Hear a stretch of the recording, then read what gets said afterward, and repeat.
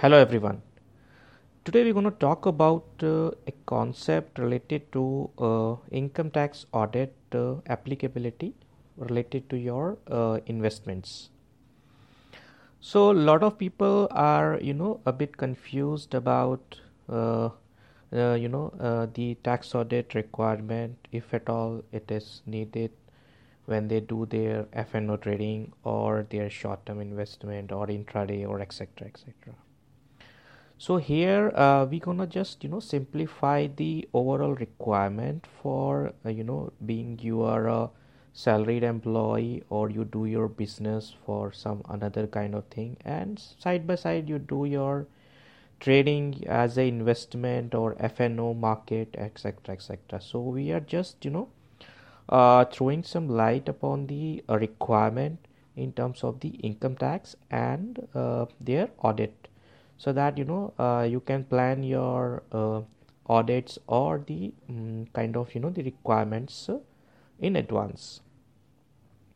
First of all, we will like you to know differentiate between your investment income and your business income in terms of your we are talking about here.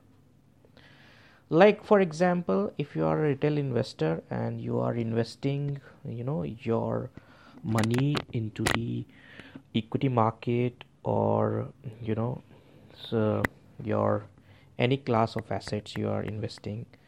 So here, like your intent would be to create a wealth or the long term capital appreciation kind of. So those kind of things will be treated as a investment. So whatever you will earn as a dividend or for your capital appreciation, it will be understood or it will be construed as a investment income. Whereas if you are doing for your investment in equity or you are doing some intraday trading per se, so you cannot say that it is for the purpose of investment, because you are betting on or you are keeping an eye on some short term kind of profit. When we talk about short term view also on the intraday, of course intraday always will be like construed as a your business income.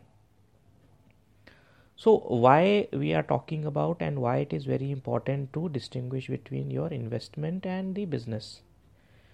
So the tax department gives a lot of exemptions and the kind of the different treatment when a salaried person or a person who has another business etc, and he does the investment per se in the equity market also. So first of all, if this kind of investment is for capital appreciation and dividend, those will be treated as your capital appreciation related investment, and hence it will be your part of your investments. Like for example, if at all this is the frequency of those investments are very less in numbers throughout the years, so it will be more likely that this is something which is for investment purpose and long term capital appreciation. So as you would be aware that those kind of investments are bifurcated in two parts: long term capital gain, long term capital gain and the short term capital gain. So long term capital gain is something which is holding period is more than 12 months. So those 12 months holding period related investments are completely exempt, and whatever is the short term capital gain, it is being taxed as per the 15% depending on the class of category. So we are not going on into that details, because here we are focusing on what are the tax audit related requirements. So now we are focusing that, like you are a trader or you are a person who does that frequent investment in the equity market, and you have the intraday related classification, and you have the F&O market investment. So now the income tax department says that since intraday investment is very difficult to justify that this is something for investment purpose, no, it will be most likely for as a business, because you are doing for intraday and you are betting on some very quick kind of the gain. So another, I mean, like, for why we are focusing, or why we are detailing out these bifurcation between investment income and business income, because there is a tax audit related requirement, which is, every person who has the turnover which is more than rupees 1 crore in a one financial year, complete financial year, or 2 crores.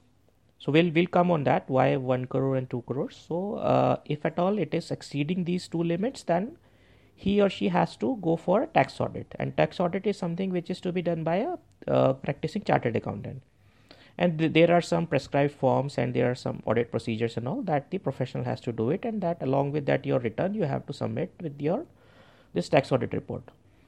So now we will talk about that, how the turnover is to be calculated. So here the turnover which we just talked about, it should be 1 crores, and in another case, very special case, it will be 2 crores. So we'll come on that, what is a special case.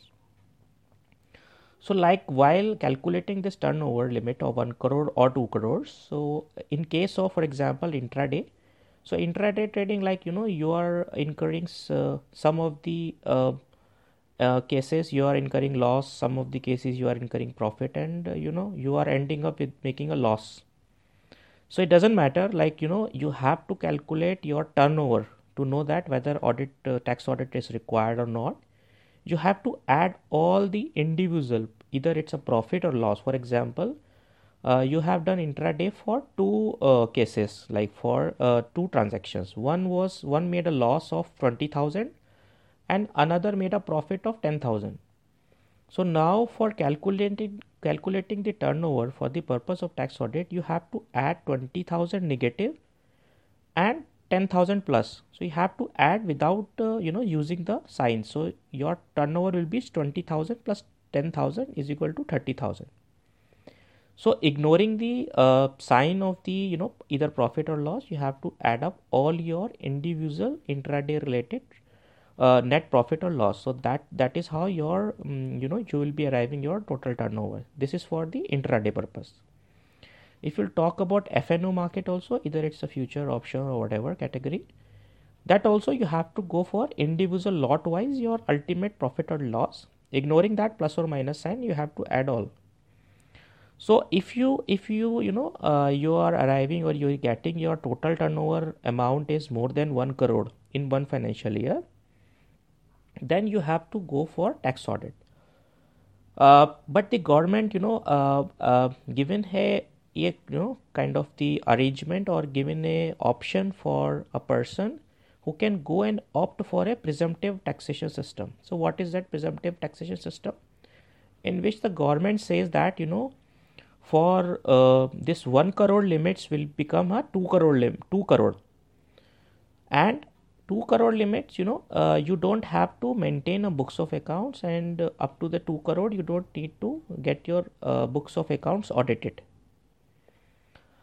So what is the presumptive tax scheme? Now this kind of thing, the person has to opt for that. This is something which is we'll be it's a very detailed topic, so here we are just focusing on the turnover kind of thing. But yes, you can opt for that presumptive taxation scheme where your turnover for tax audit purpose will increase from 1 crore to 2 crore. So if you are under a presumptive taxation scheme, your tax audit related turnover will be 2 crores. So if at all it is more than 2 crores, then you have to go for tax audit. So the presumptive tax scheme will give you the kind of the relief, for you don't need to maintain any kind of records, and simply you have to calculate your business profit of total turnover multiply by 6% or 8%, whatever is applicable. So that will be your total income.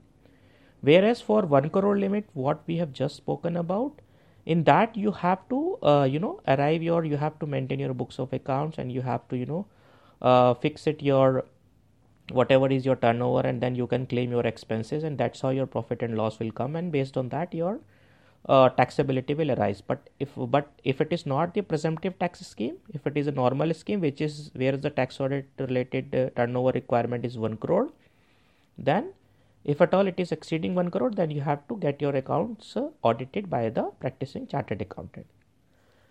So now a lot of people ask for sending their queries related to, even they are a salaried person and they use it ITR 1 or ITR 2, so still, and also if they are incurring any loss in FNO segment or kind of their another investment related losses, so they usually don't show it in their ITR because it's a ITR 1 or 2.